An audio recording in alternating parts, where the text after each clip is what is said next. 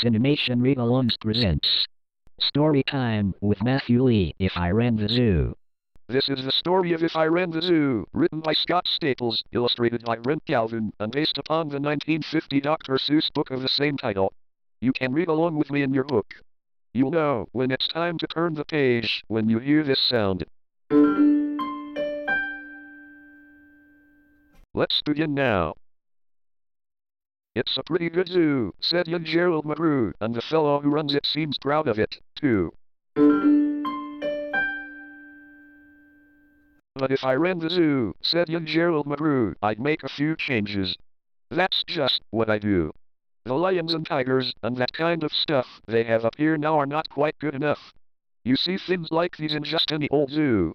They're awfully old-fashioned. I want something new. So I'd open each cage. I'd unlock every pen, let the animals go, and start over again. And, somehow or other, I think I could find some beasts of a much more unusual kind. A 4-footed lion's not much of a beast. The one in my zoo will have 10 feet, at least. 5 legs on the left and 5 more on the right. Then people will stare and they'll say, what a sight. This new keeper Gerald's quite keen. That's the gall-darndest lion I ever have seen. My new zoo, McGrew Zoo, will make people talk. My new zoo, McGrew Zoo, will make people gawk at the strangest odd creatures that ever did walk. I'll get, for my zoo, a new sort of a hen, who roosts in another hen's top knot, and then another one roosts in the top knot of his, and another in his, and another in his, and so forth and upward and onward, gee whiz. But that's just the start. I'll do better than that. They'll see me next day, in my zookeeper's hat, coming into my zoo with an elephant cat. But that's just the start. I'll do better than that. They'll see me next day, in my zookeeper's hat, coming into my zoo with an elephant cat. They'll be so surprised they'll all swallow their gum. They'll ask, when they see my strange animals come, where do you suppose he gets things like that from? His animals all have such very odd faces. I'll bet he must hunt them in rather odd places. And that's what I'll do, said young Gerald McGrew. If you want to catch a beast you don't see every day, you have to go places quite out of the way. You have to go places no others can get to. You have to get cold and you have to get wet, too. Up past the North Pole, where the frozen winds squeal, I'll go and I'll hunt in my Steagle Mobile and bring back a family of what do you know? And that's how my new zoo, McGrew Zoo, will grow. I'll hunt in the mountains of Zombamat and with helpers, who all wear their eyes at a slant, and capture a fine fluffy bird, called the bustard, who only eats custard, with sauce made of mustard. And, also, a very fine beast called the flustard, who only eats mustard, with sauce made of custard. I'll catch 'em in caves and I'll catch 'em in brooks, I'll catch 'em in crannies, I'll catch 'em in nooks that you don't read about in geography books. I'll catch 'em in countries that no one can spell, like the country of Modifopel. In a country like that, if a hunter is clever, he'll hunt up some beasts that you never saw ever. I'll load up 5 boats, with a family of jotes, whose feet are like cows, but wear squirrel skin coats, and sit down like dogs, but have voices like goats, excepting they can't sing the very high notes.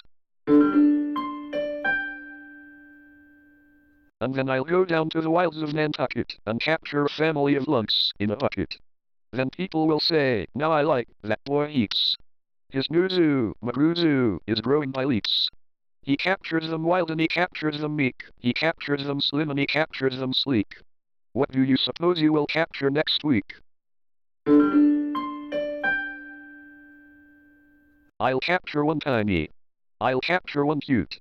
I'll capture a deer that no hunter would shoot.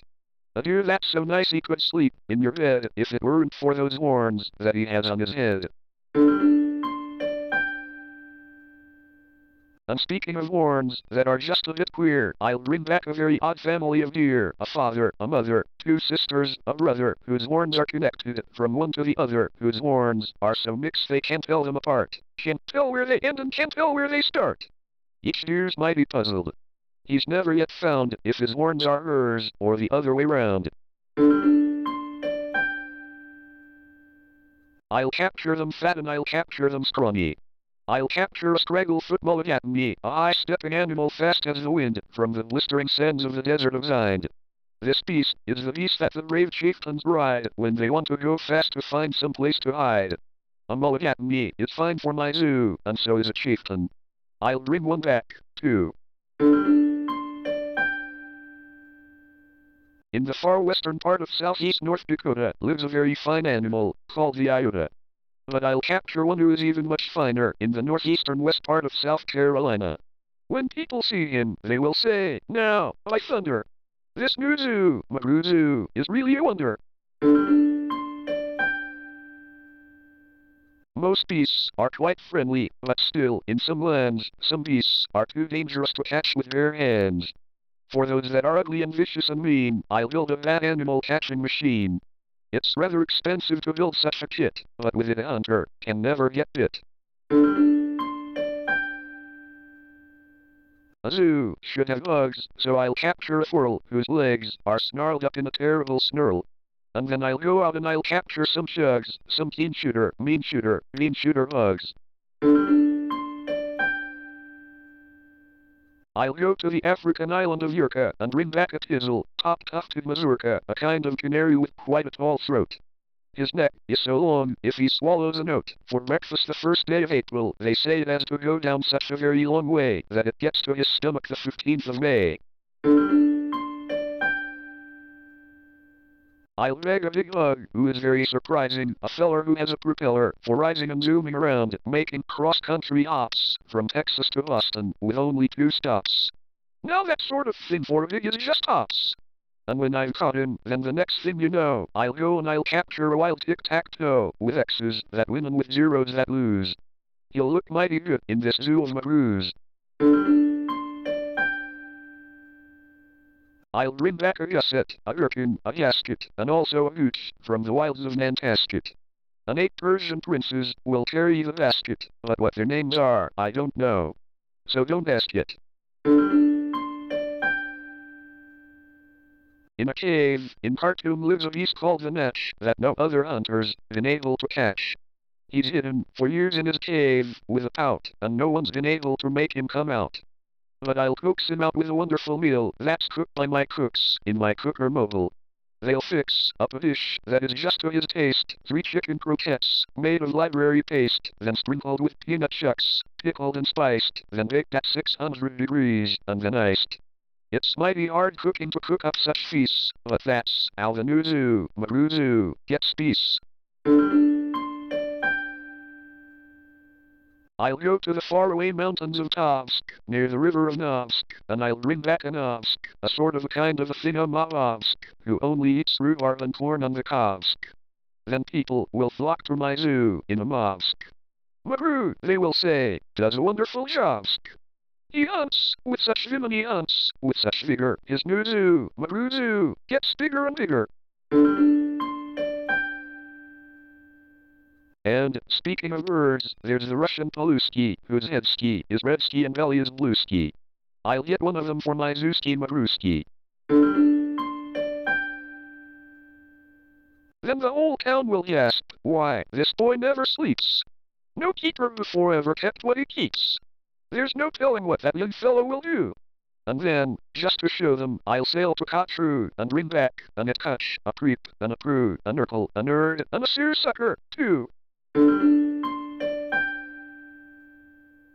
I'll out in the jungles of Hipponohungus, and bring back a flock of wild Hipponohungus.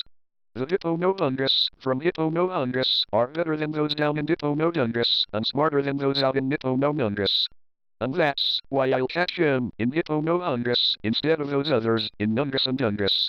And people will say when they see these hips bounding, this zookeeper, new keeper simply astounding. He travels so far that you'd think he would drop. When do you suppose this young fellow will stop?